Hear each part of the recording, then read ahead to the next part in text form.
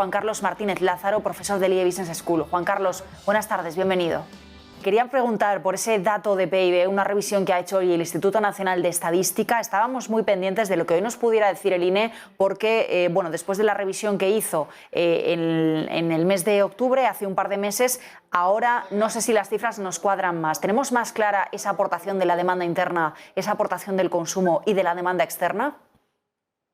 Sí, la verdad es que sí. La verdad es que la revisión que hizo el INE de las cifras del PIB sorprendió muchísimo a todos porque, la cifra nos dejaba un poco helados pensando que el consumo, sobre todo, y es la magnitud que menos había crecido cuando no daba la impresión de que así hubiera sido. Desde luego, realmente nunca habíamos visto una caída o una revisión del PIB donde las cifras se disminuyesen tanto, ¿no? Lo normal es que a lo mejor una décima arriba, una décima abajo, pero no una revisión de esa magnitud. Por tanto, pues en este sentido, la nueva revisión, pues creo que sí que pone más en situación lo que ha sido la evolución de la economía española durante el verano, donde, si bien es verdad que tal vez no ha crecido tanto como se podía pensar en un primer momento, pues sí que es cierto que desde luego se acerca a unas cifras más próximas a lo que nos dio la impresión de que era la realidad y a la que, sobre todo, otras variables nos llevaban a pensar, ¿no? Era difícil cuadrar esas cifras de crecimiento del PIB con los datos de empleo. Algo no funcionaba, algo no cuadraba y era difícil ver cómo el empleo iba mejorando de una manera y esa mejora no tenía una traslación a las cifras del PIB tras esa revisión.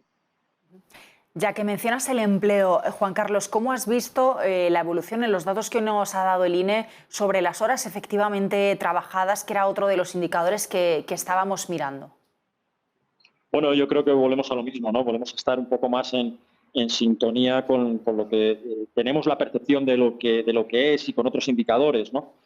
Realmente costaba mucho entender las cifras que se habían publicado y creo que en este sentido pues empezamos a tener una foto ya más próxima a lo que puede haber sido la realidad económica este verano.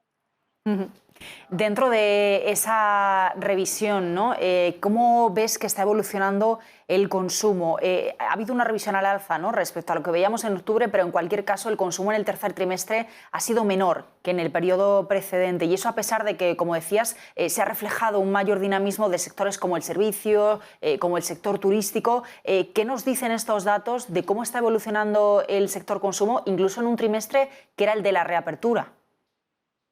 Un trimestre que era además el del verano, la gente tenía ganas de verano, había una cantidad de ahorro importante, tanto el ahorro por precaución como el ahorro forzoso, que se suponía que iba a ir, entrando poco a poco en la economía, y en ese sentido, pues aunque las cifras de consumo se actualizan, todavía creo que están lejos de lo que deberíamos pensar y de lo que nos gustaría, ¿no? Esto, si es así, es probablemente porque todavía los consumidores pues tienen cierta incertidumbre sobre el futuro y a pesar de que han aumentado el gasto, evidentemente, pero no en los niveles en que cabría esperar, probablemente por esa mayor incertidumbre, por esas, de alguna manera, miedo que puede tener parte de la población todavía pues a gastar por la incertidumbre de la situación que nos espera y que de alguna manera en estos días estamos viendo, ¿no? Como otra vez el COVID no está superado y sigue golpeándonos y de alguna manera pues esto no hace sino prolongar la incertidumbre sobre la evolución de la economía en los próximos meses. También de la demanda externa, ¿cómo crees que está, en qué punto está la salud de nuestro sector exterior, que es un sector en el que nos fijamos siempre como palanca, ¿no?, de salida de la crisis? ¿Qué nos dicen las cifras hoy de esa demanda externa, exportaciones de bienes y servicios que aportan 4,5 puntos a esa evolución interanual del PIB? Bueno, la verdad es que el sector exterior, a pesar de las dificultades, a pesar de las restricciones y a pesar de algunas variables absolutamente que eran impredecibles, como es el tema de los chips, que está golpeando mucho a la industria del automóvil, que no olvidemos que es un sector muy exportador de la economía española, pues está teniendo un comportamiento mucho mejor del que se podría pensar. En los últimos datos que tenemos de comercio exterior, vemos que las exportaciones ya estaban batiendo a los niveles de 2019, por supuesto a los de 2020, pero esos no cuentan, pero sí a los de 2019. Y en ese sentido, yo creo que hay que congratularse de que el sector exterior se esté recuperando con fuerza. Estamos hablando de recuperación del sector exterior en la parte de bienes. La parte de servicios todavía está muy coja por el turismo. Es verdad que ya tenemos cifras de turismo mejores de gasto mejores que las que teníamos en 2020, pero todavía estamos casi a años luz de las cifras del 19. Creo que ahí es donde nos va a costar más recuperar la actividad perdida. Así como en bienes estamos ya, como digo, batiendo al año 2019, o al menos durante los 3 primeros trimestres así ha sido. Me temo que el sector servicios, sobre todo por la importancia del turismo, pues va a tardar mucho todavía en recuperarse. No tengo yo mis dudas de que, sobre todo por lo que estamos viendo ahora, que en 2022 podamos recuperar cifras de turismo parecidas a las que tuvimos en 2019.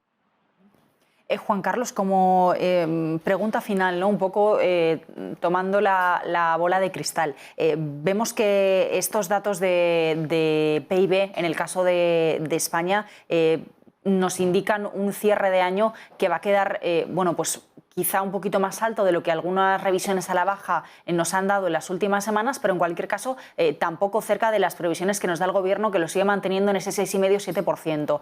Hoy estoy leyendo varios análisis que sitúan en torno al 5% el crecimiento final que podríamos ver en 2021. No sé cómo ves ese dato, qué crees finalmente que podría pasar y sobre todo, bueno, con qué punto de partida empieza la economía española 2022, teniendo en cuenta, bueno, pues que en este 2021 finalmente ha quedado un poquito rezagada del resto de economías europeas, que hay países como Francia, por ejemplo, que ya han recuperado, ¿no?, ese nivel de actividad, pero también un poco bajo la esperanza, como nos ha dicho incluso algunas instituciones, de que se podría dar la vuelta y ya en 2022, si todo confluye como esperan, por ejemplo, de la mano de los fondos europeos, que España ya sí pueda un poco ponerse a la cabeza. Entonces hay esa doble pregunta, cierre de 2021 y bueno, pues perspectiva para arrancar el 2022. Bueno, yo creo que el cierre de 2021 va a ser algo efectivamente mejor que las últimas previsiones, que situaban el crecimiento en torno al 4,5. Probablemente estaremos más de esa cifra del 5. Vamos a ver este tercer trimestre, que hasta hace muy poquito estaba funcionando bien, pero evidentemente estos últimos coletazos que estamos teniendo del virus, pues seguramente van a hacer que la actividad no crezca al nivel estas 2-3 últimas semanas de diciembre, ¿no? Por tanto, podemos esperar crecimientos en torno a eso, a niveles del 5%. Las previsiones del Gobierno siguen siendo absolutamente ilusorias, son previsiones de primavera que no tienen ningún sentido mantenerlas, porque lo único que hacen es demostrar bueno, pues que no se quiere asumir una realidad que la tenemos encima de la mesa y que hoy encima del INE ha vuelto a certificar.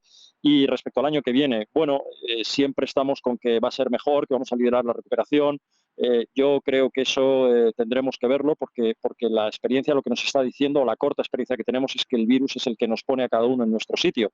Y todos los análisis que hace un año se estaban haciendo pensando ya en los procesos de vacunación, o los que se hicieron en primavera, cuando ese proceso de vacunación ya estaba bastante avanzado, daban crecimientos no solo de la economía española, sino del resto de economías del mundo, mucho más elevados de los que al final van a ser, precisamente porque la recuperación no está siendo tan intensa, porque la pandemia sigue entre nosotros, de acuerdo, tal vez con otro registro, pero sigue y me temo que va a seguir durante un tiempo, y sobre todo mucho me temo que el inicio de año va a acompañarnos con algún tipo de restricción a la movilidad, a la actividad económica, que de alguna manera va a hacer que el año empiece lastrado. Yo en los fondos europeos tampoco confío tanto, no los veo como el bálsamo de fiera atrás, pueden ayudar, evidentemente pueden impulsar, pero fiar la recuperación de la actividad económica en España y fiar la solución a todos los problemas estructurales que tiene nuestra economía a los fondos europeos me parece una cosa absolutamente ilusoria.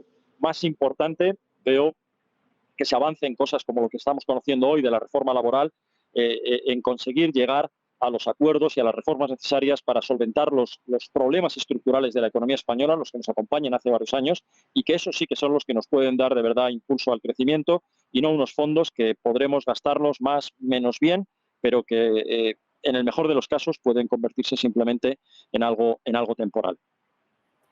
Juan Carlos, perdóname que te había dicho que era la última pregunta, pero ya que has mencionado ese acuerdo de la reforma laboral, estamos esperando a conocer un poquito más de la letra pequeña y de que, bueno, pues el Gobierno desarrolle ese decreto ley que podría ir al Consejo de Ministros la próxima semana, pero así, de lo que sabemos hasta ahora, ese acuerdo tripartito finalmente para la reforma laboral, parece que ahora ya sí que sí encima de la mesa. ¿Qué te parece? ¿Cómo se ha resuelto el tema de la temporalidad, el tema de la negociación colectiva? ¿Cómo lo ves? Bueno, pues yo todavía no he tenido tiempo de ver ni la letra pequeña ni la grande casi, ¿no? Pero realmente lo único que puedo decir es que sí que me parece bastante positivo que haya habido un acuerdo en la reforma laboral entre patronal y sindicatos y el gobierno. Creo que los agentes sociales han hecho un esfuerzo por llegar a un punto común.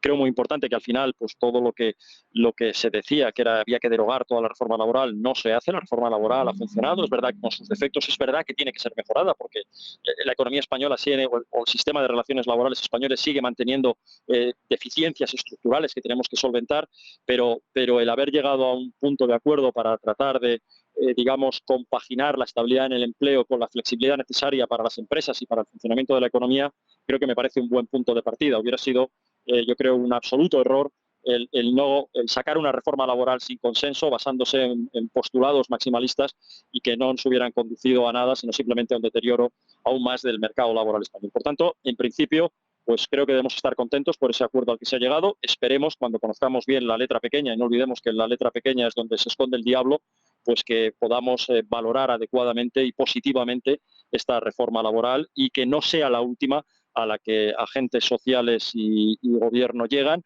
y que podamos seguir avanzando para solventar esos déficits estructurales que tiene la economía española. Pues eso esperamos. Juan Carlos Martínez Lázaro, como siempre, muchísimas gracias por atendernos y felices fiestas. Gracias. Felices fiestas también a ustedes.